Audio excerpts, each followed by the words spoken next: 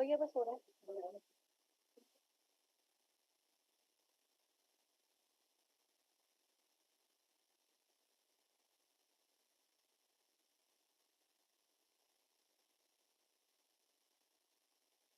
क्या हो गया? अच्छा I request all students to please maintain silence. E-tables are not allowed in the seminar hall. You need to drink something, you can go out and drink and eat.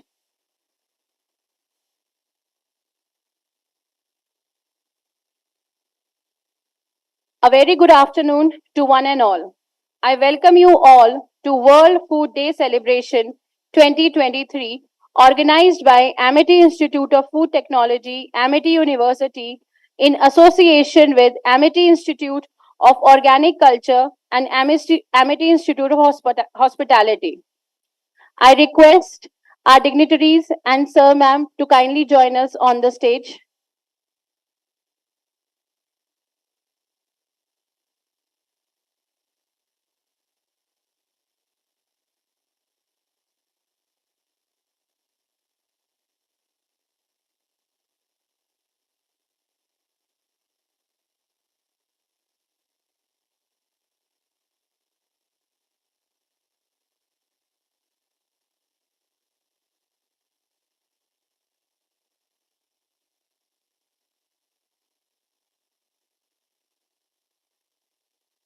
Thank you, sir.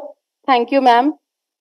I request Dr. Monica Thakur, Associate Professor, Amity Institute of Food Technology, Amity University, for her welcome address.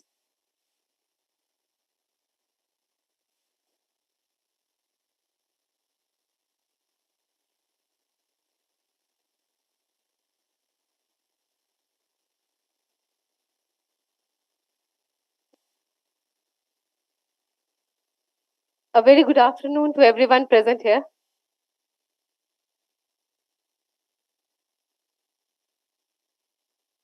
Students, yes, students, please take the seats. A very good afternoon to everyone present here. A food technologist and food scientist is there in each one of us. So wishing everyone a happy World Food Day. With the blessings of Honorable Founder President Sir Dr. Ashok Chauhan, Chancellor Sir Dr. Atul Chauhan, Honorable Vice Chancellor Madam Dr. Balvinder Shukla, today we are organizing a series of guest lecture on the occasion of World Food Day. We are happy to welcome Mr. Chandan Pandey, Assistant Commissioner, Food and Drug Administration, FSSAI, Government of India, Mr. Vishwanatha Sinha, Director Policy and Technical Support, Water Aid India, New Delhi, Ms. Gitanjali Tahil Rami, Nutritionist, National Health Mission, New Delhi, Professor V.K. Modi, Head of the Institute, Amity Institute of Food Technology, Dr. Sangeeta Pandey, Amity Institute of Organic Agriculture, Dr. Pranshu Chomple, Amity School of Hospitality, worthy guests, colleagues, staff members, and their students to this event. The slogan adopted for 2023 observance, Water is Life, Water is Food, Leave No One Behind, highlights the critical relationship between water and food security. This powerful quote underscores the fundamental role that water plays in agriculture, food production, and nutrition, emphasizing the importance of equitable access to clean and safe water resources for all and leaving no one behind in the pursuits of food security and sustainable development.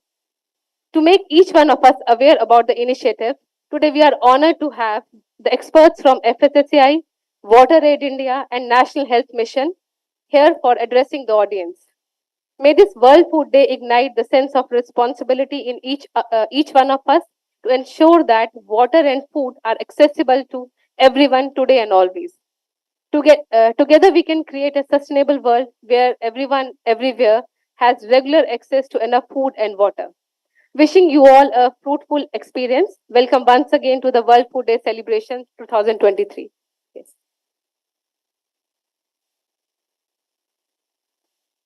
Thank you, ma'am. I request Dr. Sangeeta Pandey, ma'am, Head of Institute, Amity Institute of Organic Agriculture, Amity University, Uttar Pradesh, to kindly address our participants. Thank you so much. Good afternoon to all of you students. Good afternoon to all students, faculties, dignitaries, and all those who are present here. So today we all have assembled here to celebrate the World Food Day, right? So I think all of you are aware that why do we celebrate World Food Day? World Day, actually it was started just to like celebrate, or you can say celebrate the anniversary of the foundation of the Food and Agriculture Organization in the 1945, right? Right. So it was started to celebrate the foundation of the Food and Agriculture Organization, and it is celebrated every year with different theme. Okay, so this year the theme of the World Food Day is water is life, water is food, leave no one behind. And definitely it highlights the basic role of water in securing food and nutrition over to all the people across the world. So actually the availability of clean and adequate water is not only like critical for human consumption, it is critical for farming practices also. So being agriculturist, I would like to say that the 70% of our land, agricultural land, is dryland areas that comes under rain-fed farming, and it is very important that we conserve the water and we use it for agricultural purposes, because it is very important to increase the productivity of our land. We hear that we are second in fruit production, we are second in vegetable production, and we actually score certain rank in every food grain or every vegetable or every, like you can say, fruit. But productivity of our land is very low. So the reason behind this is that major part of our land is under rain-fed area. So this is very important, and theme of the World Food Day is very relevant, that we have to conserve our water to use this in for agricultural purposes. And as we know that access to proper food and nutrition is a basic right to every human being. However, millions of population in the world do not have access to healthy food and water. And World Food Day actually focus on creating awareness among the people, among the different stakeholders, so that they can take proper initiative to ensure proper availability of the food and nutrition to every citizen which is present in India or across the world. So World Food Day is observed with lot of new initiatives and lot of new ideas that is floated by Food and Agriculture Organization and different stakeholders. So with this, I would like to conclude and thank the organizing team for successful organization of the day, and our guests for taking out their valuable time and becoming part of the event. Thank you so much.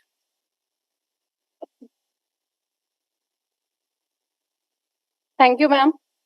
I request Dr. Pranshu Chomble, Head of Institute, Amity Institute of Hospitality, Amity University, to kindly address our audience. Good afternoon, everyone. First of all, I would like to thank Dr. Modi and his team of Amity Institute of Food Technology for organizing such a important symposium, which is based on the water. Water is life, water is food. Few years ago, we never thought that the water would be such an important issue.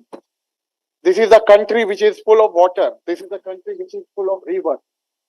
But when we see the data, only 4% of the fresh water resources are available in India, while 18% of the population of the world stay here. When we see that 5 states of this country are facing a serious scarcity of the water, when we see that as per the report of the UNO, by the 2050, India will be facing a very serious issue about the water. We actually have to think seriously on this water scarcity. We have seen the example of some nation, some country like Cape Town, where the water is like a gold. They don't get a water for bath or any other purpose, only for the drinking. And that is also available on the rationing. So to avoid that situation, we need to work a lot. This is again a very serious issue in such a big country where lots of rivers are there. Rivers are full of water. There is a, every year we find the flow of water, but still we are not able to manage. We need to think seriously how to manage this water scarcity. So I hope that this symposium will help in finding the solution for the water scarcity, and this symposium will give a solution to that. Thank you very much.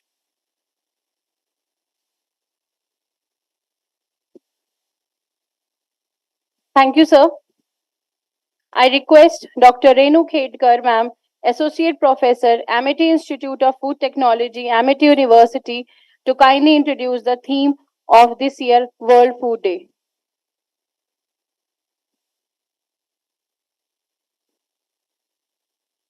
Good afternoon, students, dignitaries on the dais, our guest of honor, Dr. Sinha, Ms. Gitanjali, the respected head of institutions, Dr. Sangeeta Pandey, Dr. Pranshu Chomble, my dear colleagues and dear students. Once again, a very, very happy World Food Day. Every year we celebrate World Food Day on 16th October. It's a day on which we raise issues related to food. We conduct related activities, discuss strategies to tackle the issues, and thus generate the awareness among the people. This year, the theme is Water is Life, Water is Food, Leave No One Behind. Water is life, water is food. All of us know this. So this is nothing new. But what is also important is leave no one behind. Everyone in this world has a right to life, right to clean water. Although 70% of the earth is water, but how much water is drinkable? How much water is available to us? Just about 3%. And even that, not whole is available to us. So you understand how necessary it is to conserve the water. We are using water for drinking, cooking, agriculture, industrial activities, and so many other human activities. Out of the total 8 billion people on this planet, more than 1 billion do not have access to water. Around 2.4 billion do not have adequate water for sanitation, leading to spread of diseases such as cholera and diarrhea. And nearly 2 million children die of diarrhea every year. Water scarcity is also a social problem. You might have seen images of ladies and small kids, carrying water for kilometers, right? And these activity of arranging for water every day, do not give them time to attend to school. And that is why so many students leave education in between just for this reason. Right? So because of the uncontrolled human activities, the rivers, lakes, and aquifers are drying and are getting polluted. The climate change has also altered the weather pattern, and we see floods in some areas and droughts in some. The quality of water is also a critical factor in food processing. It affects the quality of food produced, and it also affects the economics of the plant. So what can we do? We need to find solutions for these problems.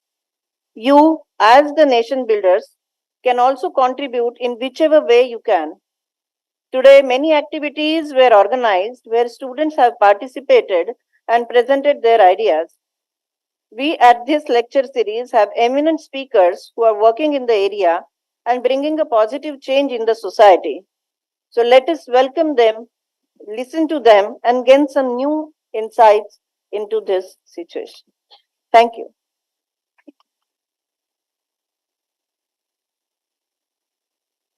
Thank you, ma'am.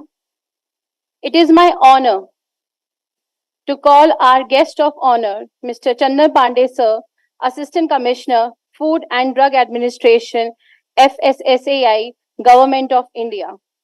Sir is a food science and quality expert, writer, speaker, and trainer on food related topics.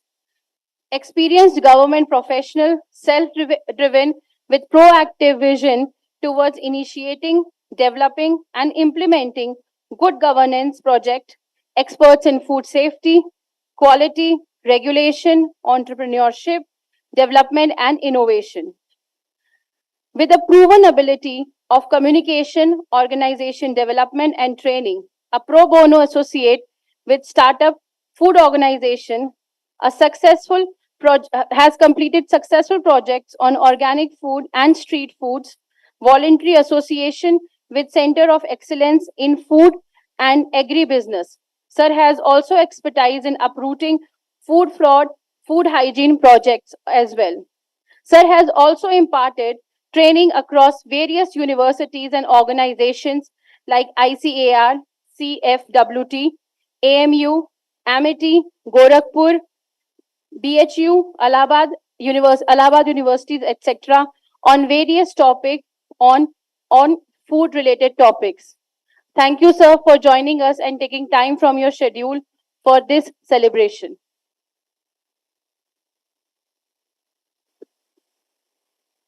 Thank you and good afternoon, everybody.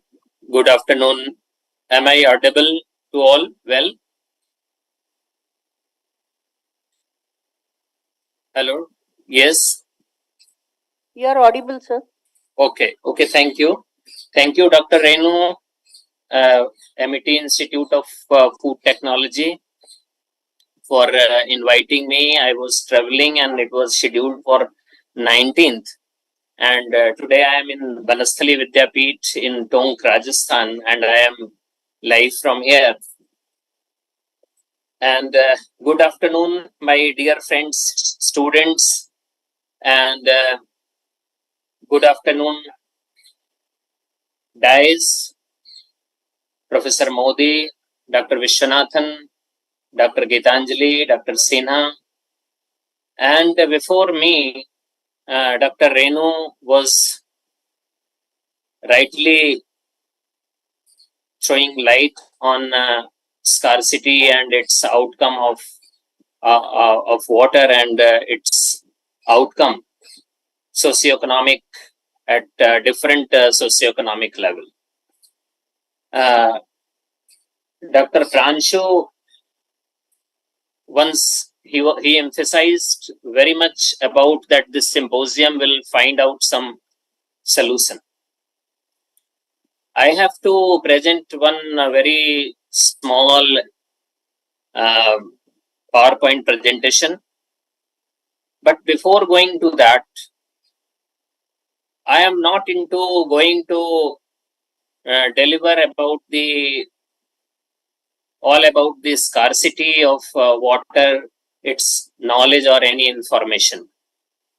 Only throwing some light to make the subject. I wish to put forth one story from Valmiki Ramayana. Dr. Pranshu was saying that just before some years ago, we could not believe that water be a scarce commodity. But how in the age of Ramayana, Valmiki Ramayana, around 2000 years back, or even more,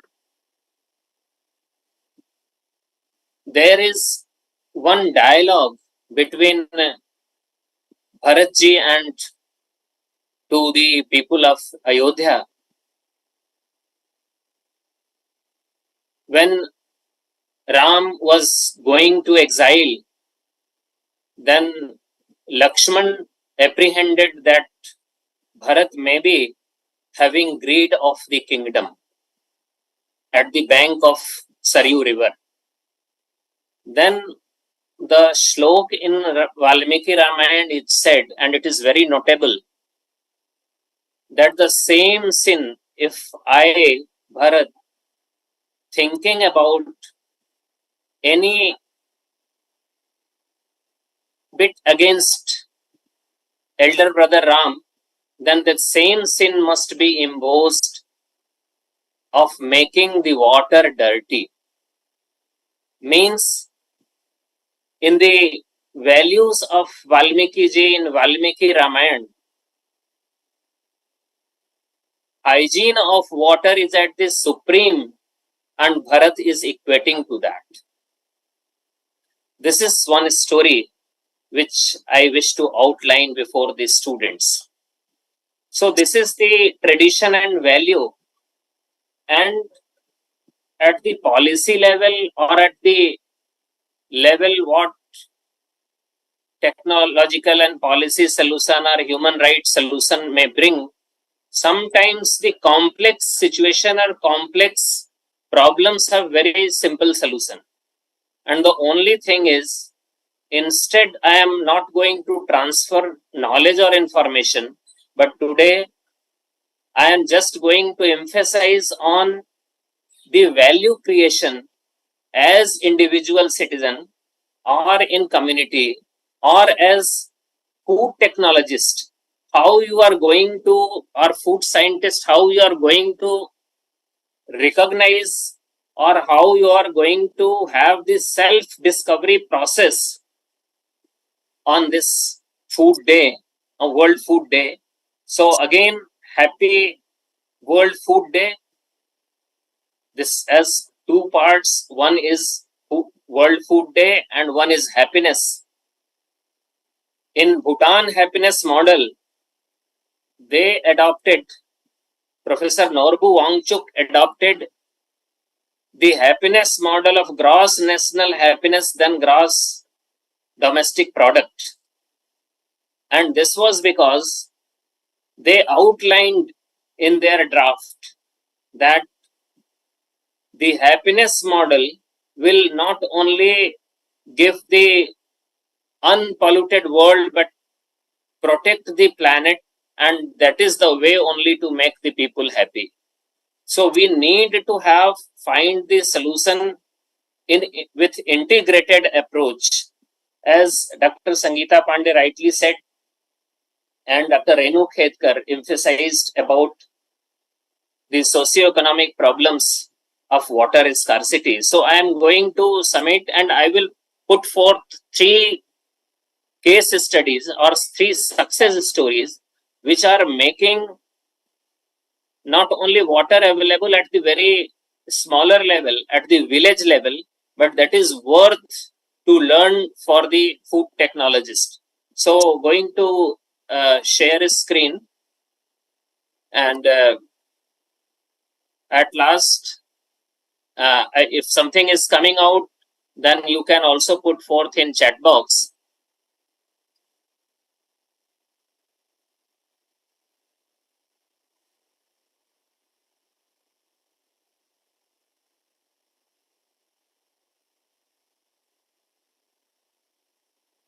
Yes, the screen is visible.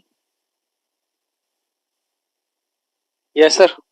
Okay, thank you. Water is life and water is food. Leave no one behind is the about water security. The World Food Day is being celebrated on water, about the water security, that water should be available for all, and this is certain alarming situation that water is not available to all. Drinkable water, 1.2 million people are being devoid out of the world, and Cape Town stories are continuously coming that cities are becoming ghost because of the scarcity of water.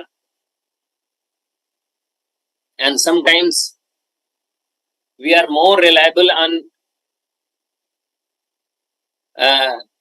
browsing the internet and going on the information through media. Otherwise, we can see by our own naked eyes, browsing the community, that entire Bundelkhand in UP, people are leaving their houses, leaving their home, because by the last 25 to 50 years, soil becomes carbonless, soil becomes very hard.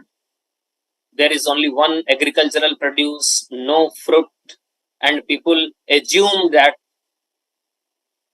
we cannot grow trees. And I will show you how one village is now world village in terms of the success story of water, not only water conservation, but the integrated life approach.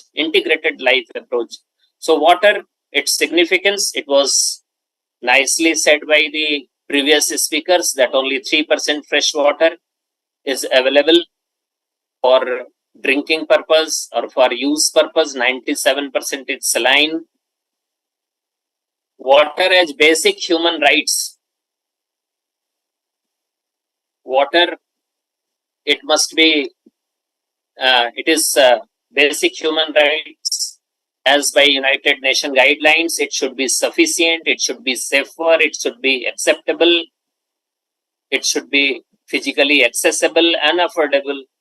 And in the PowerPoint presentation, I am not going deeper into, because my approach is, my destination is transferring the value, creating the value as individual level or as making community, and even finally how you are as food technologist and food scientist, how you are going to impact yourself, how you are going to discover yourself under the light of Food and Agricultural Organization theme,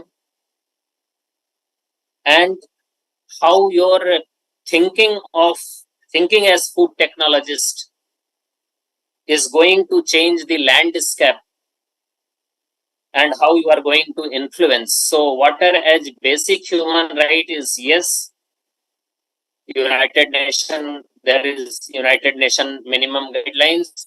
This is one looking like some painting, but this is pathetic situation that more than in some areas, this is picture from the Bundelkhand, more than women are going more than 5 kilometers away for collecting and gathering water, which is even not very safer, but they go, and sometimes there are joint, and this is also matter of dispute.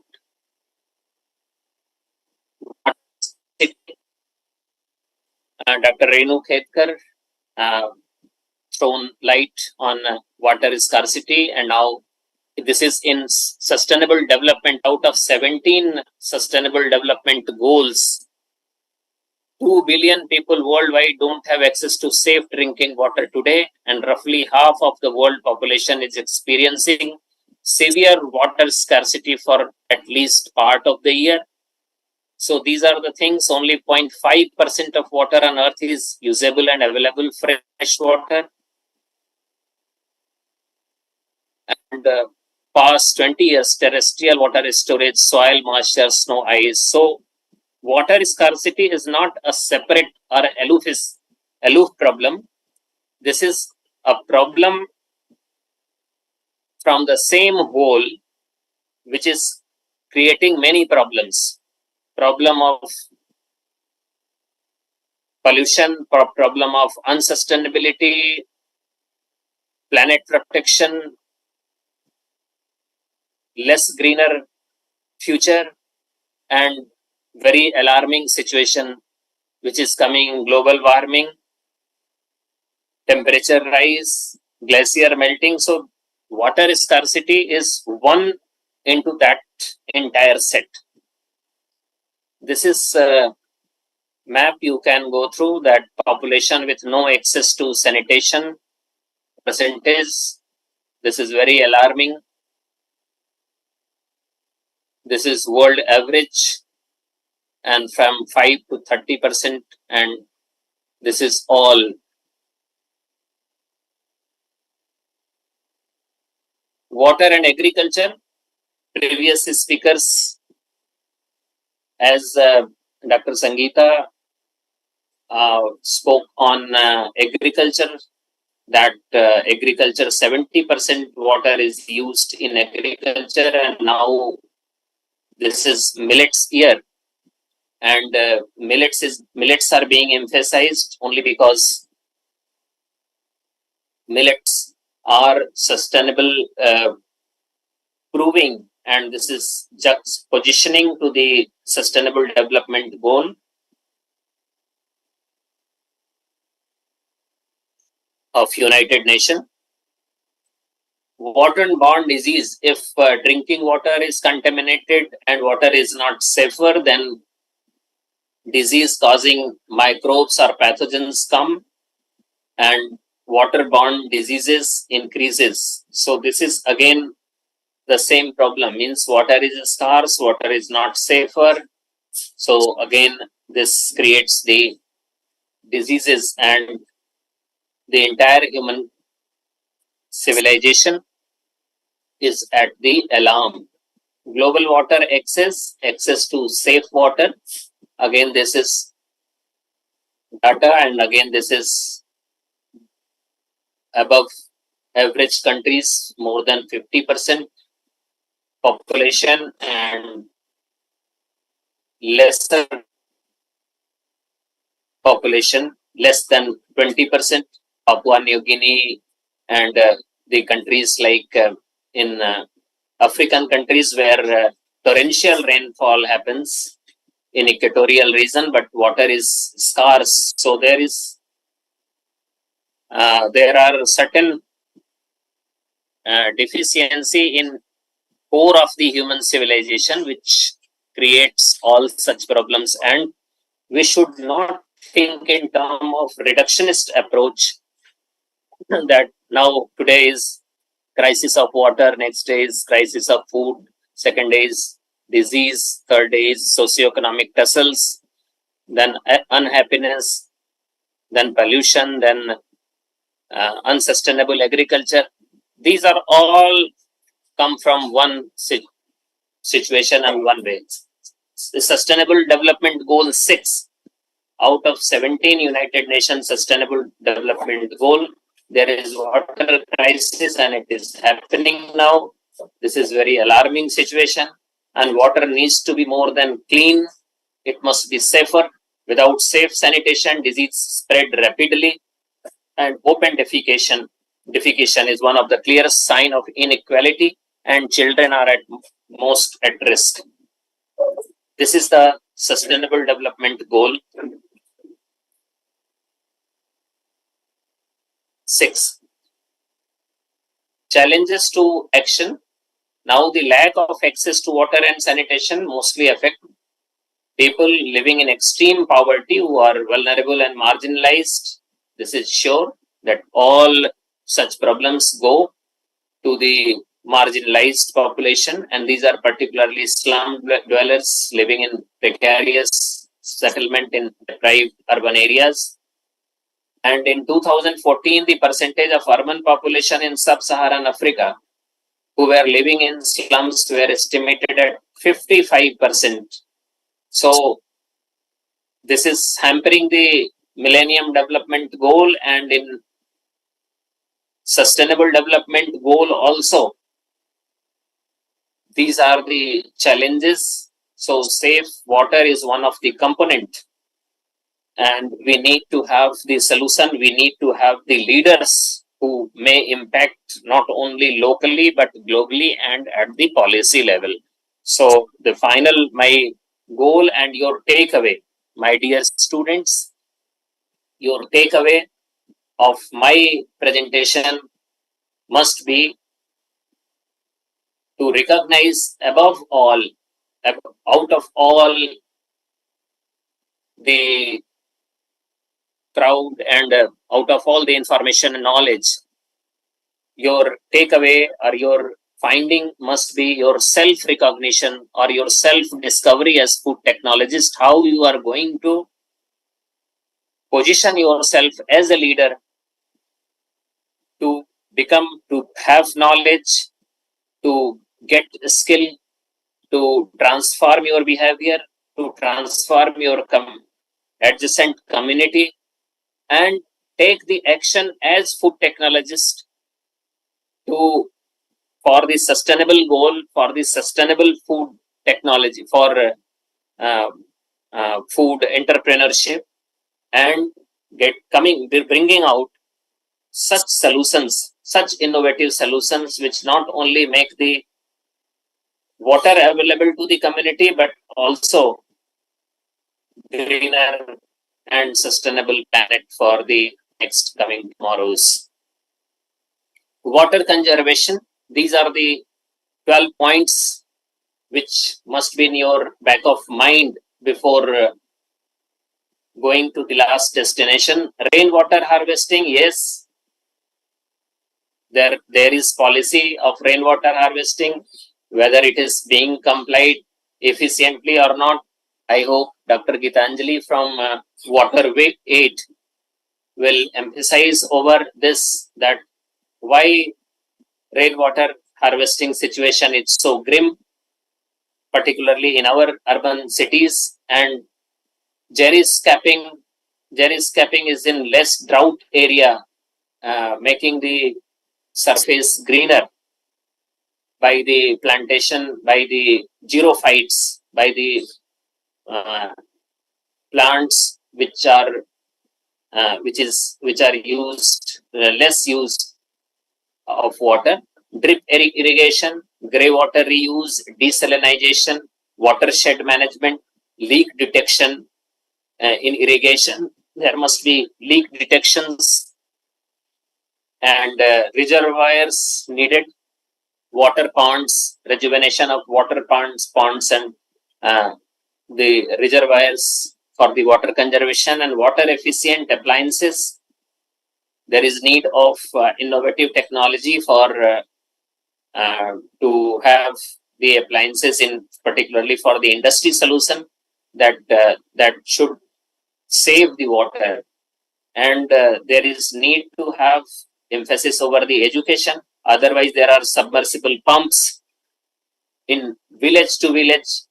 People, I have seen that there are people earlier, they were not only aware about, they were very sensitive about the water conservation, going to the well. Nowadays, by the machine, water is being dragged and there is no switch at all. And whenever electricity comes, power comes, water flown, and in village to village, the water table is going down. So small river recharging is very powerful solution. Very powerful solution. Nowadays, we have forgotten our small rivers. By the traditional habits, we are emphasizing over the few pious rivers. But those pious rivers, their piousness are conserved by the small rivers. Ganga is not Ma Ganga unless small rivers are recharged, and the encroachment over small rivers are taken into consideration, and small rivers become the fresh water resource. There are thousands and thousands of small rivers, and they are not under, they are becoming dump grounds everywhere. There are plastics are being thrown, there are wastage are being thrown, and those wastage and plastics are going into the Manganga. This is the alarming situation. So small river recharging, and we have solutions, and this is not very high technology solutions, but that needs the commitment, that needs the browsing the community and how to work with the communities. So small river recharging, I will show you the one in the case study and in the success story. Rejuvenating water bodies, small water bodies and ponds, if rejuvenated, then even drought prone areas can be within 3 to 5 years becomes the rain-fed area, becomes the rainy area, and becomes the greener. And then the people who consider and assume, adopt that we are in drought area and we are living in the area where no fruit laden trees can be grown, and that happens miracles. And again, I will show you the one case study. Success stories. Now, success stories are case studies based on all these principles, not all these principles, but on this certain level. And these 2-3 slides are very important for you as food technologist. Food technologist and food scientist must not be the armchair scientist. They are not the same. This World Food Day is being celebrated by MIT Institute of Food Technology must have very meticulous meaning. This must generate the leaders by browsing the community, by learning out of the community intelligence. And we are, as ancient country, far flanked from highlands of Uttarakhand and Himalayan region to the lowlands of the ocean shore. We have so many intelligent and smart solutions, and if we come over that, then we can find the solution. This is complex situation, but at the same time we have, and our people, and my 3 success stories are around that. A small river recharging by Sri Ramakant. Ramakant is my very good friend from Meerut. And Raman Rejuvenation River Model, 3R model. Recharging the small Ganga Action Plan, Yamuna Action Plan can never be successful unless the small rivers are recharged. And how small rivers are recharged, will be recharged. This is a very simple model. Raman Kanji started working on behalf of NEER Foundation, and he became the member of the Water Keepers Alliance. And some of you students also can become if you are motivated for the cause of the water, then you can become the member of Water Keeper Alliance to work on water. And by adopting this model, any small and rainy river can be revived in 5 to 10 years. This model will bring prosperity for this society living on the bank. This is very proven one. On the bank of the river, while the river is an important part to implement this model, the movements of 1 kilometer from both the banks are also very effective. The work suggested in this model can be successful only with the collective effort and cooperation of the society and the government. You can browse on internet and you can see the work that is very near to the Gautam Budh Nagar, MIT. On Hindon, he is Mr. Raman Khan, and these are the points.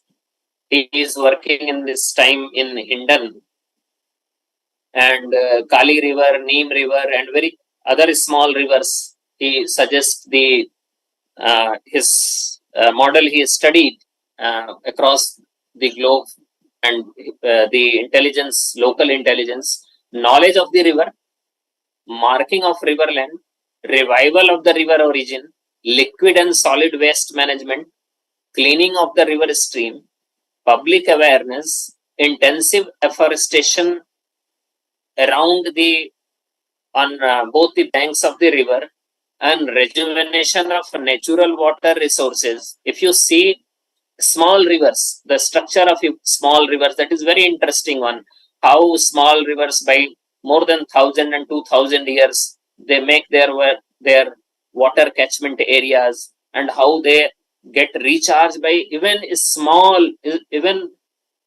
15 minutes of water rainfall can recharge this water body, and this can be water fed by 9 months, and this recharges and makes the water fresh of bigger rivers like Ganga and Yamuna. Chemical free farming and construction of these are the 10 basic points of Raman River Rejuvenation Model. So this is need of our to learn out of this, and you can also, as a student of food technology, you can also think and make some your own kind of model, your own kind of food technological pursuit to find out some basic solution. And as Dr. Pranshu requested to the dais that this symposium will bring out some solutions. So I think that such type of collecting such type of success stories and case studies will bring out the solution, and that should be the part of the personality of our students at the awareness level, at the skill level, at the knowledge level, at the institution building level, and it must be part of their personality. And if they, as food technologists, if they are going to start some business, some food entrepreneurship, then they must think in terms of sustainability of water, and they must also provide the solution for the water conservation and water availability to the masses. And this is possible with the food entrepreneurship. So I am going also throwing light over this second case study too. And these are studies. You can find a number out of me if you request to the Dr.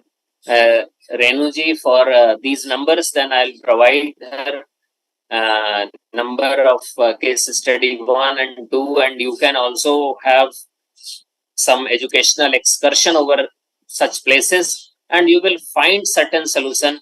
We must, out of even complex problems, we must find out the simple solutions. Now it is, or by many years, we are in practicing.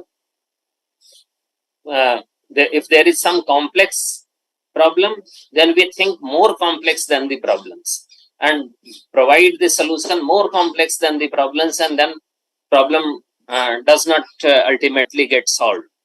So we became so techno-fed people that we are at the alarming situation and planet is in danger.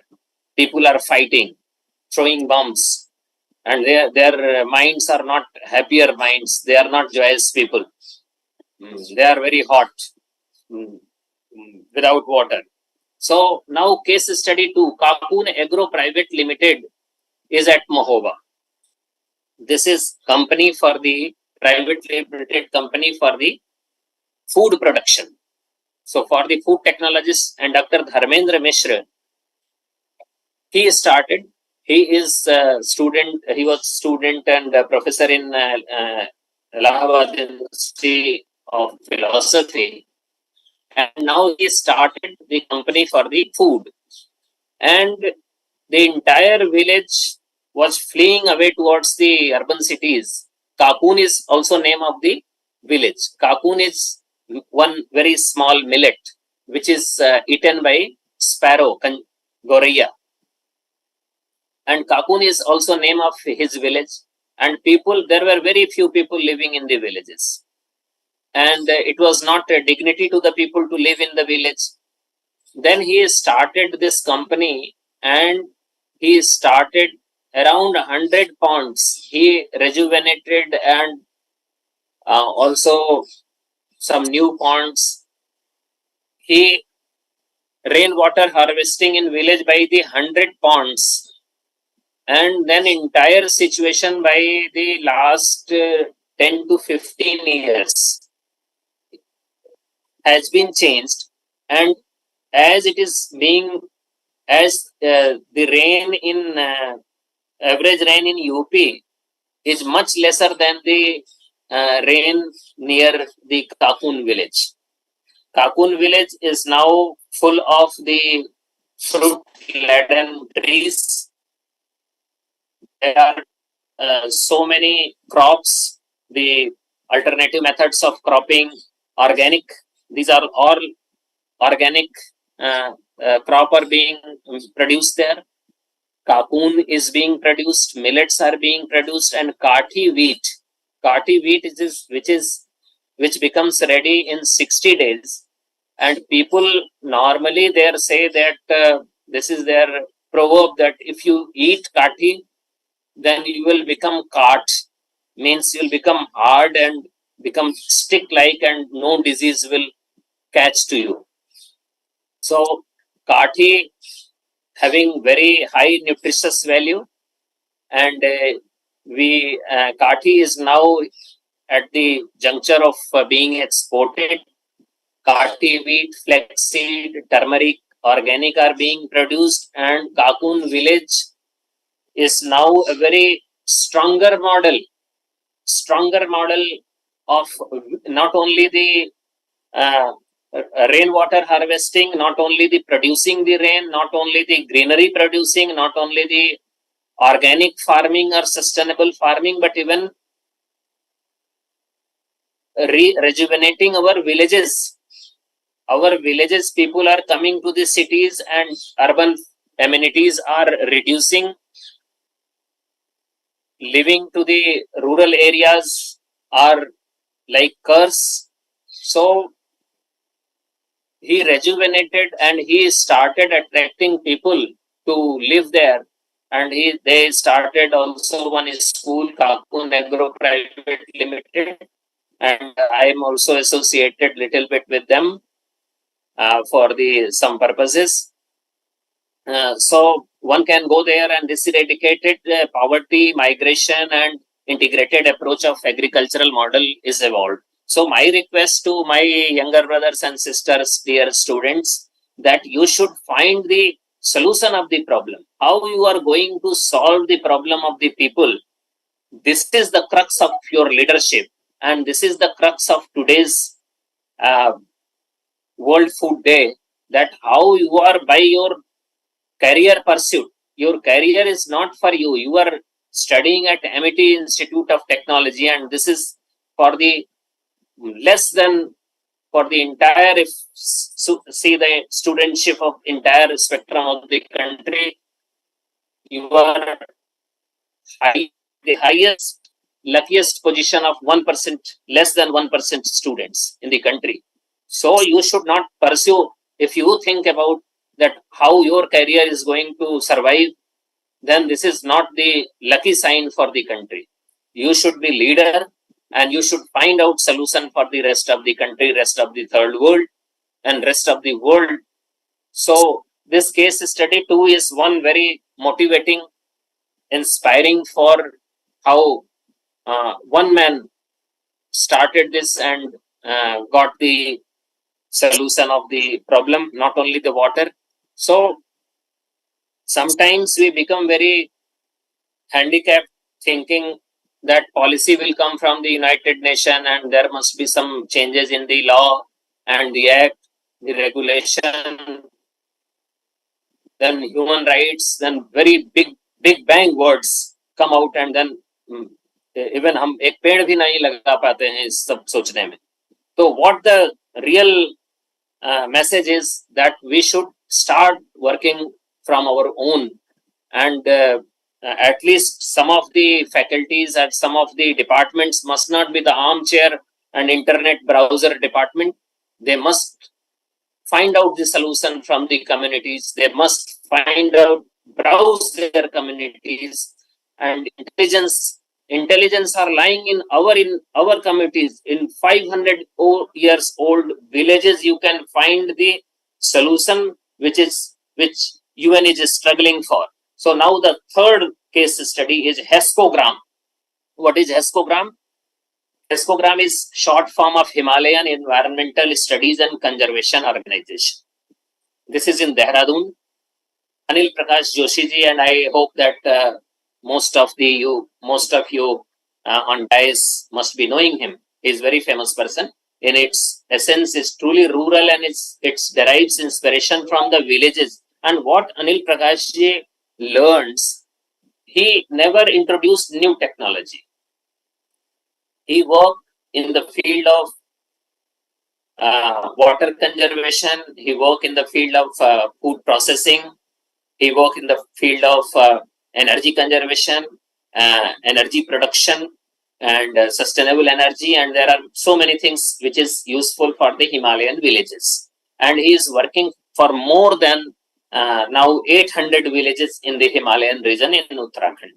And what he gets, he gathers the knowledge, the traditional knowledge from the Uttaranchal villages, and for the food processing, for the river revival, for the river conservation, for the water conservation. And he all gathered knowledge, he processed, and then his HESCO gram is one his village gram, and where river and his cottage, his Gandhian by outlook, and just he got Padma Vibhushan, and he lives, his cottage is in just near the bank of his river, which HESCO gram revived.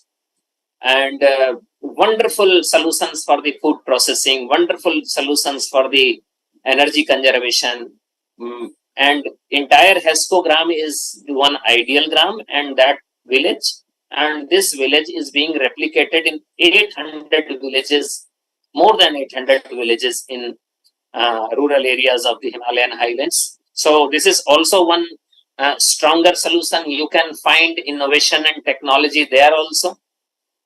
So as this is the this Anil Prakash Joshi ji, and Catch the Rain campaign, he Padma Bhushan, he got Dr. Anil Prakash Joshi ji, and recently I met him. So as right to water legislation, yes, there is need of right to water legislation, and the people who are in working for the hotels and restaurants and water bottling, for the packaged drinking water industries, they must contribute. They are not contributing at all. There is no legislation in our country. The people who are extracting water from the ground and using water mindlessly, they are not responsible, they are not accountable to the water conservation, and there must be water legislation. Some strict law must come out for such purpose, that how much water is being used by some 5-star, 3-star hotel, and how they are conserving the water, and how even in Noida you can see that there are people who are selling 20 kilogram jars, and they are extracting water from the ground, and they are not having their back responsibility for conservation of the water. And there must be some campaign, there must be some protest for such purposes. They must also think, they must be having more responsible and sustainable business. So this is need of our, and you can also be a campaigner. So now the last call to action, this environmental impact is very adverse. Economy is going to be adverse. Health and well-being cannot be resumed in absence of water, food, and air. These are the three things. Except these three things, Dr. Sangeeta rightly said that food science and technology, all are food scientists and technologists. But there are all scientists and technologists assume that food is not. When you talk about at some high table on technology and science, then we don't talk on water and air. COVID time, COVID period, rightly taught us lesson. These are only three things essential: air, water, and food. Agency is stable health and well-being, individual and community responsibility, and what can you do for technologists and scientists transforming? We must be aware and skilled over water conservation. the communities and settled well. If environment, if someone is doing, then you can do charity for them. And social and smart entrepreneurship, as I explained about the Kakun Village Private Limited, Kakun Agro Private Limited, how they are transforming the landscape of the village and campaigning for the policy. Sometimes there is deficit of policy. I hope that Dr. Vishwanathan and Dr. Gitanjali will throw more light on this, that why for about the campaign for the policy. So as for the students, you must transform your personality for the water, and as food technologist, you must take some to be leader, to influence the situation, to impact the situation, and to bring forth the happiness for the World Food Day. Thank you very much.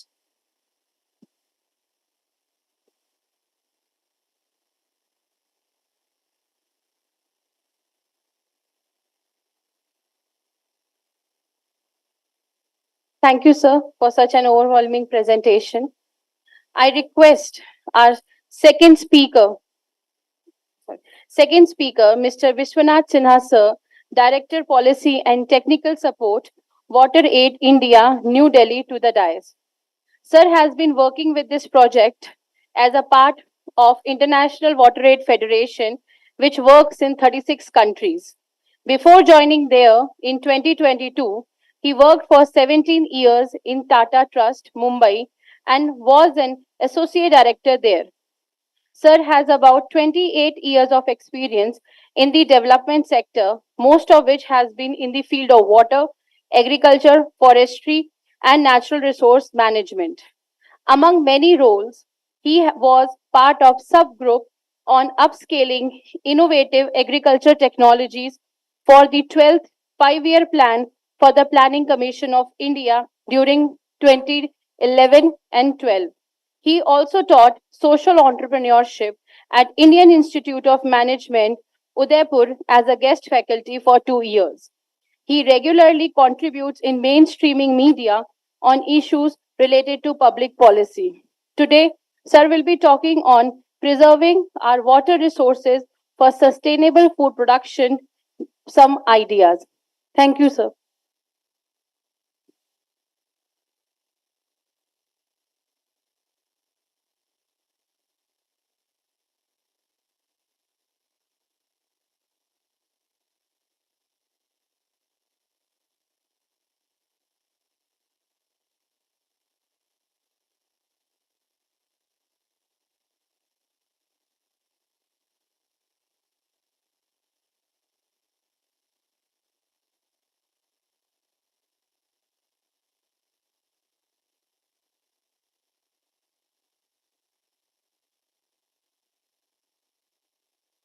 Thank you very much.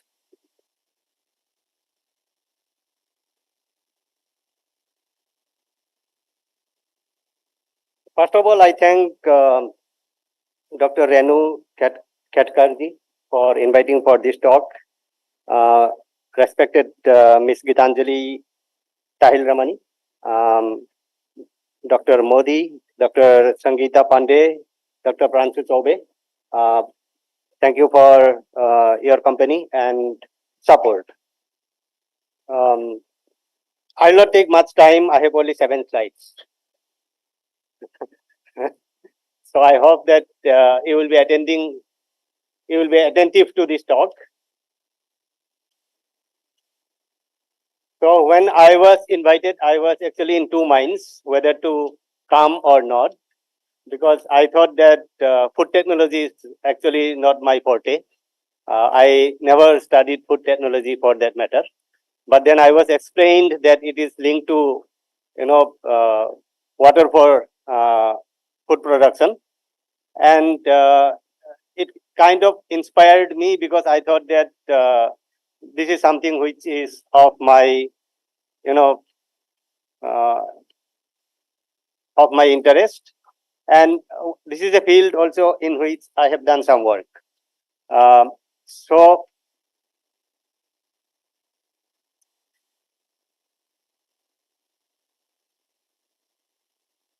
बताना था बेटी. Okay. So thank you for your support. So actually, I changed my topic this morning because as the earlier announcer was saying that I was about to talk about some issues on food production, but then I decided that since it is a academic gathering, mostly consisting of the students, BTech students, MTech students, and some PhD students, plus faculty members, I thought that I will bring some kind of integrated approach towards addressing the food security issue and food production issue. So thereby, I changed my title to How Resources and Costs Determine Food Security in India. And I think it is a very important issue, particularly when some of you will be interested to pursue your career in academic line. So I just wanted to give kind of broad snapshot about the food production system in India. Some of the issues have been already touched upon by earlier speakers, but still I think you can see some important data here. So one is that about 70% of our population, who lives in rural areas, for them, farming and farming related activities are actually the major source of income. So basically for their livelihood, they depend on agriculture and allied activities. Overall, if you see in Indian context, 58% of India's population is primarily dependent on agriculture and allied activities. But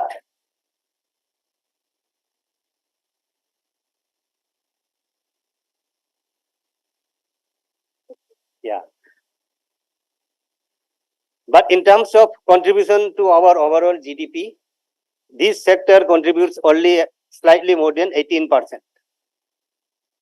So there is an issue about it. And there has been lots of definition about who is a farmer. But if we go by two important,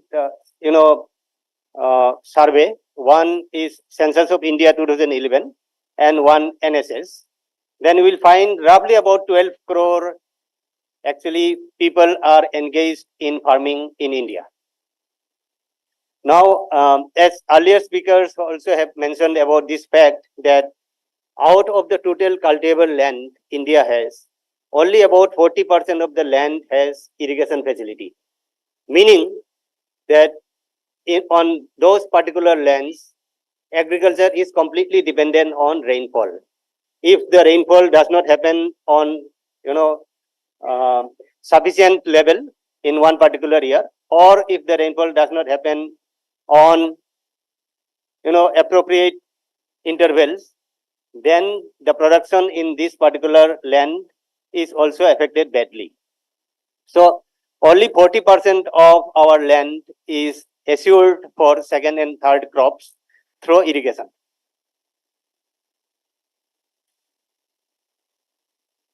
And how much we spend in terms of public investment in agriculture and allied activities is roughly about 1.25 lakhs crore rupees, which was allocated in last budget.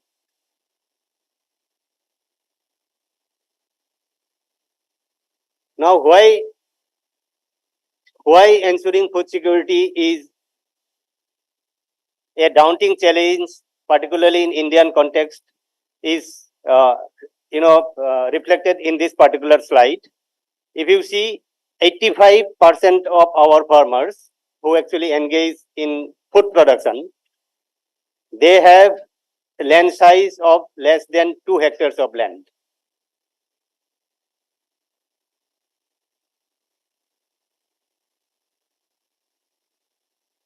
So if you remember earlier figure of 12 crore farmers. Out of 12 crore, 85% farmers have land size which is very, very low. And thereby, it is a challenging task to work with these type of farmers for commercial, farming activities.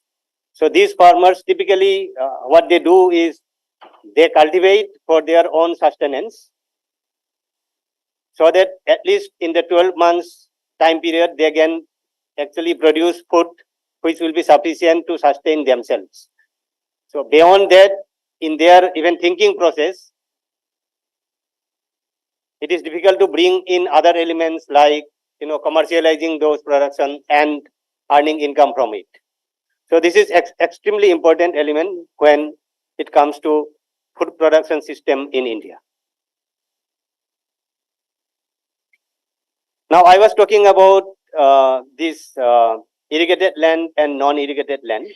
So if you see the green patches in this map are the rain-fed areas, meaning in this particular patch of land, agriculture is completely dependent on rainfall.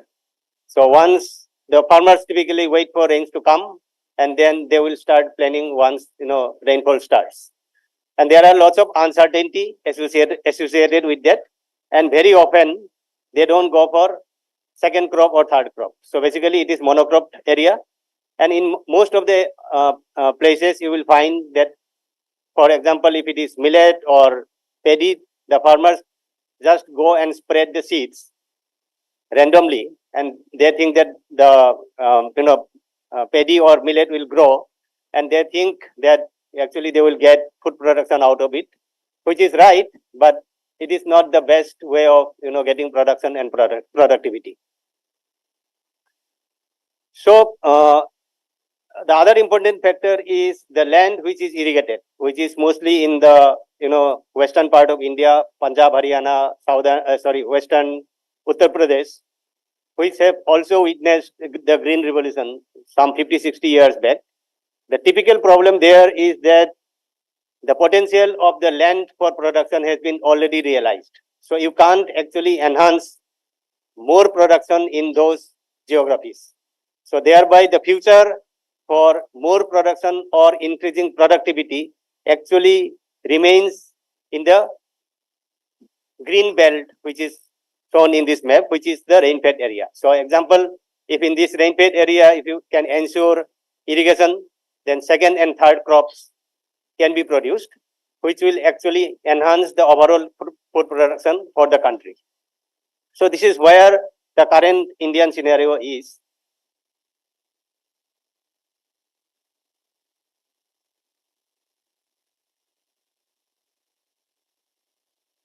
Now, I think after working, in the Indian context about addressing the social issues, one thing I have realized very strongly is that you can talk about science, you can talk about technology, you can talk about scientific temper, research, documentation, best practices. But unless we address the social issue in India, then it is very difficult to actually diagnose a particular problem. So whether we agree or not, it is a reality that India is a segmented society overall, and we have over a period of time historically developed some social structure, and this social structure plays very important role when it comes to food production system. So if you see this map, there is an interesting study done by two scholars, namely Amit Thorat and Omkar Joshi. And this is very interesting subject because they also have created a map of India's population which lives with untouchability. And they have actually produced the definition of what do you mean by untouchability and how do you actually determine it. So if you see the red dots here, the red dots are the places where the untouchability is practiced very strongly. And why it is related to food production system is that we know that in India, 14% of our population comes constitutionally under scheduled caste category, which is known as SC, and 9% of our population lives is actually ST population, which is scheduled tribe. Now, very often we also observe that most of the scheduled caste population don't have land. So most of them are either small landholders or landless, and that is a significant number, 14%. And about 9% of our tribal population lives in hilly undulating terrain where it is difficult to bring irrigation facilities. So this itself is about 23% of the population.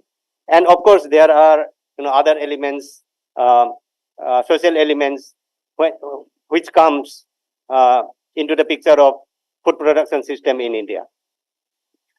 Please remember this map and the previous map. And I move to the next map, which is the multidimensional poverty map. And this has been vetted by our Niti Aayog. Multiple agencies worked on this, and it has been produced about 1 year back.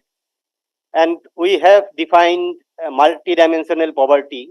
And in multidimensional poverty, food security is one very important element. So in the areas or with the population where food production is less than what is required, it is bound to see multidimensional poverty in those areas or among those population. Although it also encompasses indicators on education, health, economic income, and skills and capabilities. But multidimensional poverty is an important figure which is strongly linked to food production system. And if we go by this figure, slightly more than 25% of our population is actually suffering from multidimensional poverty, which means even if a family tries to get out of this vicious cycle of poverty, if something goes wrong, they actually get back again, and it becomes very difficult to get out of this poverty cycle. And this is again a significant number of about 35 crore people. So 35 crore people, to just to put in context, is almost half of the population of Europe. So we are talking about large number of people who are already suffering from multidimensional poverty. Not having food security is an important element of this multidimensional poverty. So these are reality which we can't ignore. Now we try to juxtapose all these three categories and try to see where are the problems. So if you see a common kind of map out of these three, then you will see that eastern part of India, central part of India, and western part of India is the poverty pockets or pockets where food security is extremely grim. What is the way forward for this? So I'm talking in broad level here. So I think we have to have multi-pronged approach. And one is when this is a policy issue. I don't know how many of you know that in last 10 years, for example, previous government and the current government have been talking about, the previous government has been talking about bringing green revolution in India, second green revolution in India. They thought that first green revolution had already happened, and the emphasis was to bring second green revolution. That was the time when Mr. Pranab Mukherjee used to be the finance minister, and he passionately talked about it. And the current government for last 6-7 years have been passionately talking about doubling farmers' income. I think these two terms, those who are familiar with policy issues when it comes to food security and food production in India are familiar. Bringing second green revolution and doubling farmers' income. These are the two big kind of slogans or big programs which respective union governments had actually launched earlier during last about 10-12 years. And all these programs essentially talk about enhancing food production and food productivity. And there is a increasing realization that this can be achieved only in this rain-fed belt, which is the central India belt, which is facing whether from lack of irrigation or other social inclusion or multidimensional poverty. So thereby we have to have our priority focused on the geographies and the population by and large, I say. And second is we have to give importance on application of appropriate technology. Otherwise, just doing small things will not change, will not actually move the needle further. And third is we have to be aware about social inclusion. Those who have been marginalized, those who have been left out, they have to be brought in under those schemes, and they have to be included in all the planning and execution exercises. So this is all my talk about, because I just wanted to be focused and zero in on some specific issues when it comes to food production, because I think today's topic, international topic, has been water is food, water is life, leave no one behind.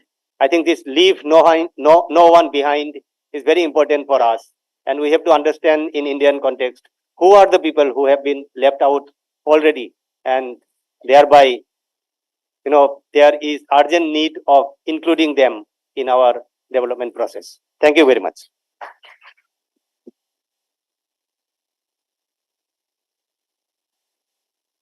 Thank you, sir, for your presentation.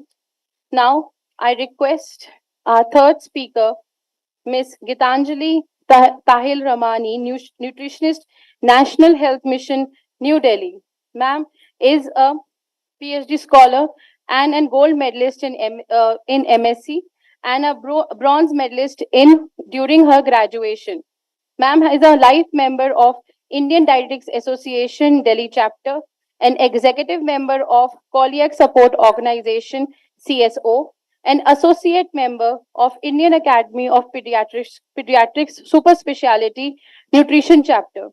Ma'am has got multiple papers to her credit and also presented posters and presentations to various conferences. She also has 2 book chapters published to her credit as well. She has completed a training course on infant and young child feeding counseling and lactation management specialist, the 4-in-1 training course at Kalavati Saran Children's Hospital, and also a course on programming for infant and young child feeding by UNICEF and Cornell University in the year 2017. I request you, ma'am, to kindly address our students.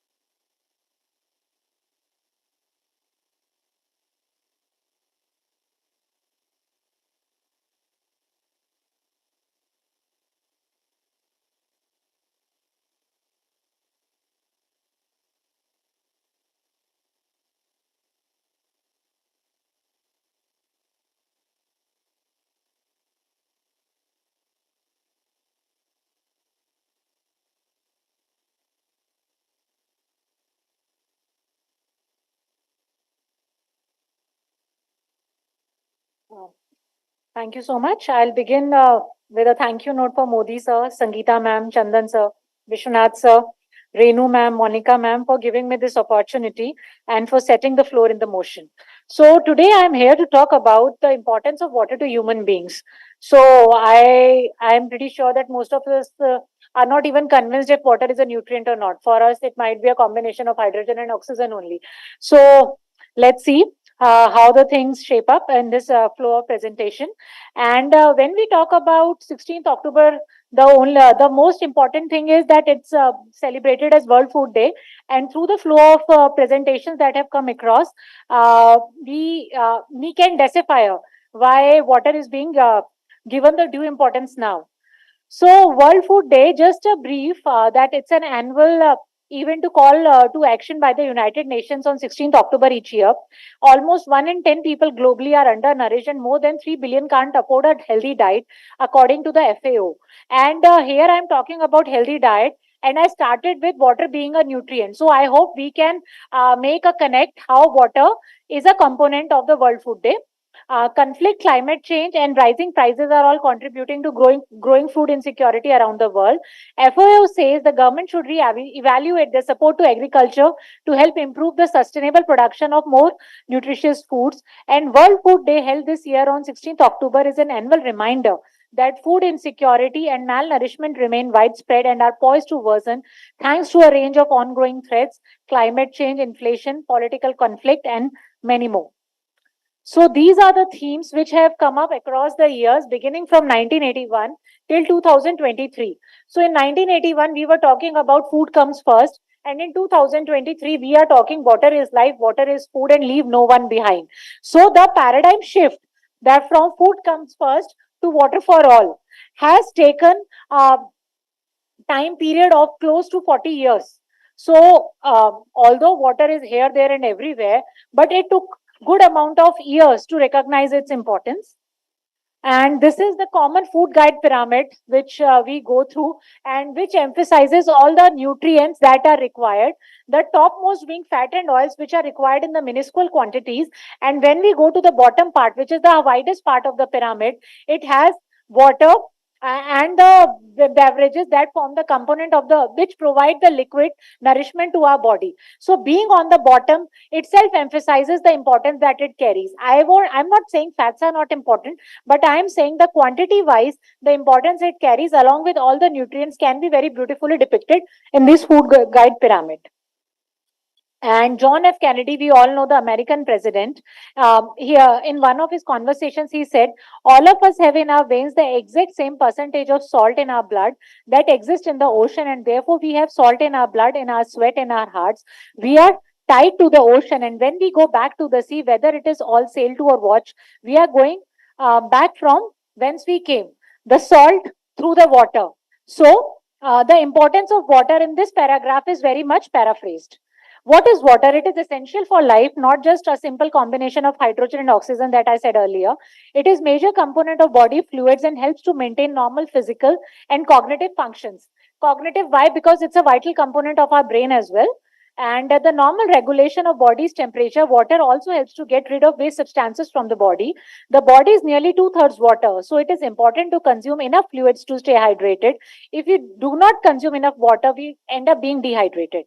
So this is the normal human body, a female and a male, and the percentage of water is approximately 52% body composition for females and 59% for the male. And the variations are there in the protein, the fat, and other of the nutrients as well. So when we talk about the water balance between the various fluid compartments, body fluid is located both intracellular and the extracellular, and the extracellular components are equally important as the intracellular components, which include the red blood cells and the other cells of the body. So for the proper movement of the nutrients among the cellular components, the water plays a pivotal role. Why is water so important? Because it's an excellent solvent for the body. All the nutrients, all the salts that are there can be easily dissolved in water, and it is essential for the maintenance of the acid-base balance for the proper functioning of our body. And it lubricates our joints. The synovial fluid that is found in our joints also has water as a major component, and it helps in the maintenance of elasticity and easy movement for connective tissue and the joints, and it also helps in us in relieving from the arthritic pain. And as I said, it acts as a good lubricant, and blood cannot pass through our body without sufficient water molecules. So regulation of the body temperature. Water in the blood carries heat to the capillaries at the skin surfaces, and from there the heat is to the skin surfaces and leading to evaporation, which ultimately leads to the cooling of the body. This is it's a very complex process, but here I have tried to show it as a simple two-step thing. Water is required by the digestive system as well, because food needs water to be properly digested. Hydration can reduce the heartburn, acidity in the stomach, gas and the constipation. Dehydration can cause weight gain, poor muscle tone and water retention. I was talking about the brain and the cognitive development. So brain is approximately 90% water. When body is well hydrated, one will notice an increased clarity in the thought process and the thinking. Less water decreases energy generation in the brain, and dehydration can result in headaches, depression, memory loss, chronic and fatigue syndromes. I'll just give you a very common example. When we are fasting, during the phases of fasting, the first manifestation that most of the people have is the feeling of headache. The sole reason being, when we are fasting, the amount of fluid that we are taking through the food as well gets compromised, leading to the sensation of headaches and nausea. So up to 60% of the adult human body is made up of water. The distribution of water in our body is there in our brain, in our lungs, and 64% of skin is our water. 79% of our muscles and our water and kidneys, and at least 31% in our bones is there in water. So why does then a woman require water for life? Varying according to an individual's age group, everyone requires a particular quantity of water. For example, a kid generally requires 3 to 4 liters per day, and an adult requires 5 to 6 liters per day for the survival. And it also depends on the kind of activities that an individual is doing. And water is again required for various activities like breathing, sweating, digestion. All of these are associated with maintenance of our BMR, and drinking water is crucial for the rehydration of our body. It also helps in protection of tissues, spinal cord, joints, along with the quenching of our thirst, keeps the tissues moist as well. Water helps the body to retain the optimal levels of moisture in sensitive body parts like eyes, mouth, and nose. And moreover, water helps to keep the spinal cord safe, along with working as a lubricant and cushion for the joints, preventing unwanted conditions like arthritis, as I shared earlier. And this shows how important the water is for life and for human body. It is helpful in the excretion of waste from the body. Water is used for the body during sweating, urination, bowel movements. Sweating helps to regulate the body temperature, as I shared in the previous slide. Kidneys, which are called filters for the body, filter out the waste through the process of urination. Water helps to keep the body hydrated, while kidneys work efficiently and prevents the occurrence of kidney stones. And water also helps in proper and healthy bowel movements, thus preventing from the painful conditions like constipations and piles. So how much water an individual should drink? It's a very common question. So the amount of water and other fluids that we need to drink each day varies from person to person, as I shared earlier. The recommendation is to drink about 6 to 8 glasses, and the measurement of 1 glass is 200 ml. So a day to prevent dehydration, and this is in addition to the fluid that we get from our food. We need to drink more when the weather is hot or we are physically more active and sweating out a lot. What is thirst? How do we decipher if we are feeling thirsty? So the body's first response when dehydration is detected is to signal the kidneys to conserve water. The thirst response is initiated when 1 to 2% of body mass is lost due to dehydration. So it is important to drink if we are thirsty. Dehydration can be very serious, and loss of as little as 2% can result in headache and fatigue, as I talked about earlier. The easiest way to spot that you might not be getting enough water is if your urine is dark yellow color during the day. If you are getting enough water, the urine is going to be a pale straw color, not a very dark yellowish orangish color. So disadvantages of dehydration.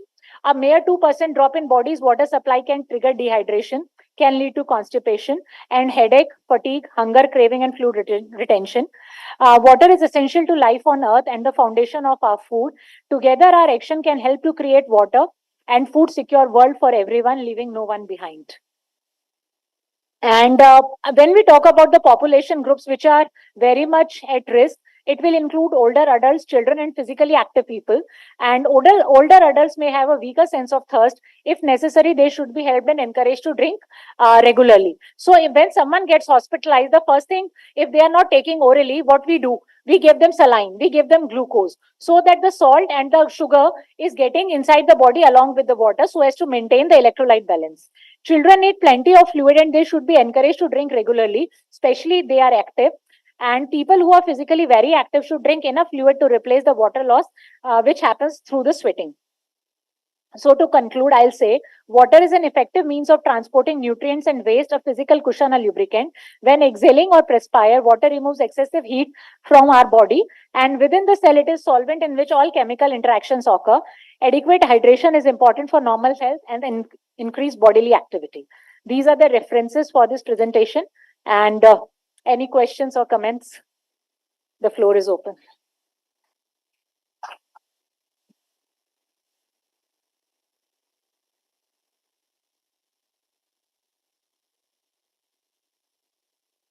Thank you, ma'am, for making it so quick. Thank you so much. Thank you, ma'am. Okay, students, please maintain silence. We are almost towards the end of the program.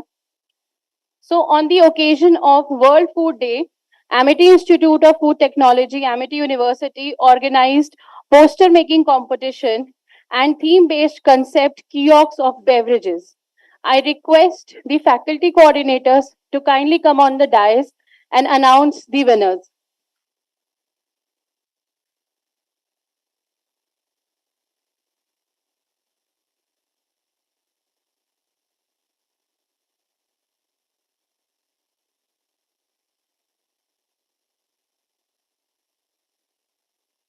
Students, please maintain silence.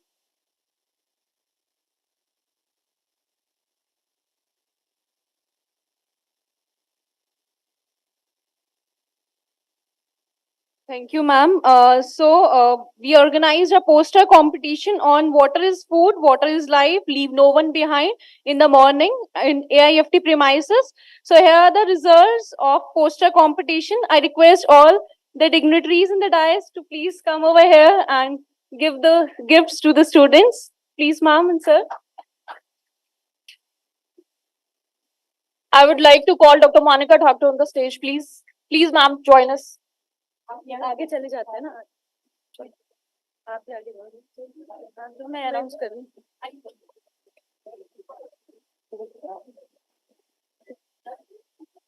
So for the poster competition, the first prize goes to Group 1.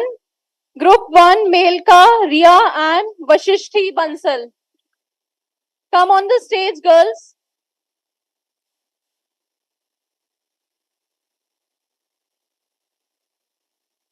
Group 1, clap for them, give them a huge round of applause.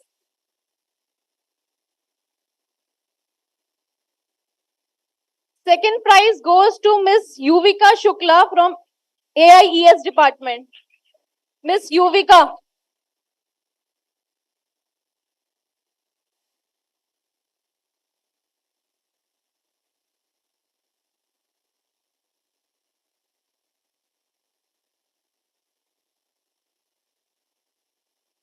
Second prize goes to Miss Yuvika Shukla from AIS.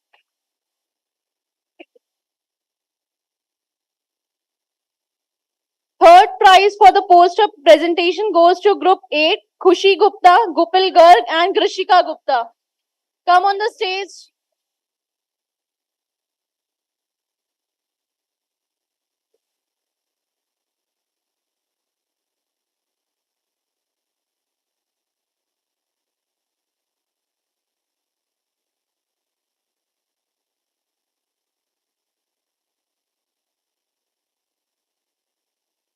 So we organized one more event in the AIFT premises that was theme-based concept chaos of beverages. And the first prize goes to Team 2, Bhavya and Shresh, BTech 7th semester.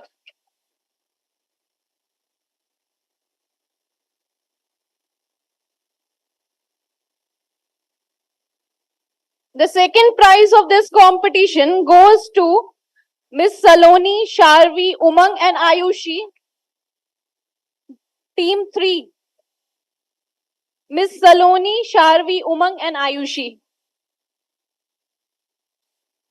The third prize for this competition goes to Team 6, Tisha and Jay.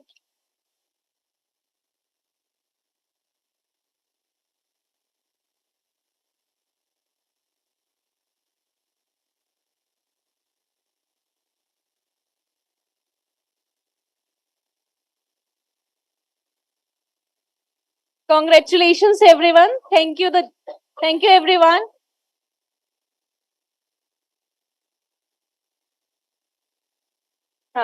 Thank you, ma'am. I request students to please settle down. Students, settle down. Wait for another 5-10 minutes.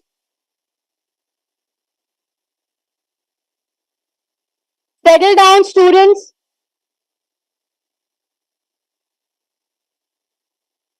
Okay.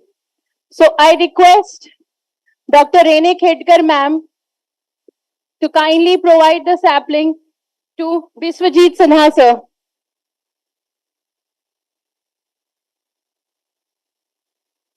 Students, please maintain silence. Students, maintain silence.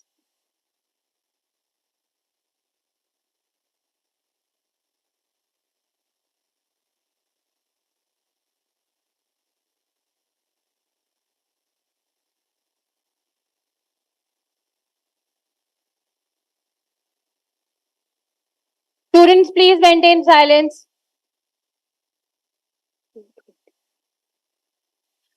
I request Dr. Monica Thakur, ma'am, Associate Professor, to kindly provide the sapling to Gitanjali, ma'am.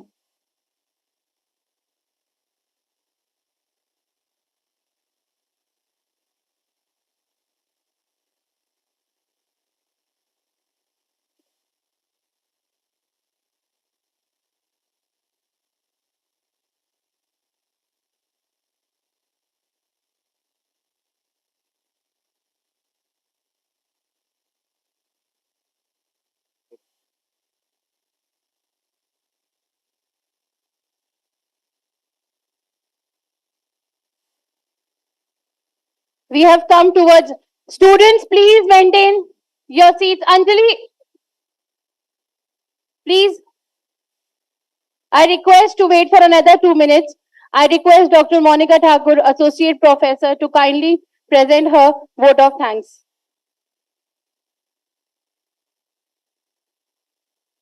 Good evening, everyone. I request everyone to settle down, please. It will hardly take 2 to 3 minutes, please. I'm honored to present the vote of thanks for the event organized on the occasion of celebrations of World Food Day 2023.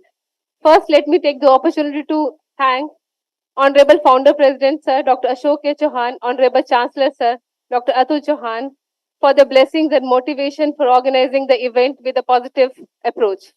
I would also like to show my gratitude towards dynamic Vice Chancellor, respected Dr. Balvinder Shukla Madam, for her advice and guidance at all stages. In spite of her busy schedule, she mentors us on every single event.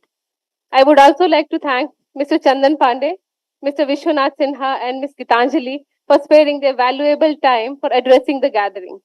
The knowledge they shared is invaluable and will surely benefit all the participants. The special mention to the sponsor of the event, Nestle Private Limited and Marvel Tea, the organization have given the gift hampers to all the participants of the event. A special thanks to Professor Dr. V.K. Modi, Director, for kind support and guidance to all the event coordinators. This event has been jointly coordinated between 3 institutes, AIFT, AIOA, and ASH, and the following events have been organized in the morning session. Essay writing competition, coordinated by Organic Agriculture, poster competition, coordinated by Food Technology, the theme-based concept, Kikos for Beverages, coordinated by AIFT, quiz competition coordinated by ASH.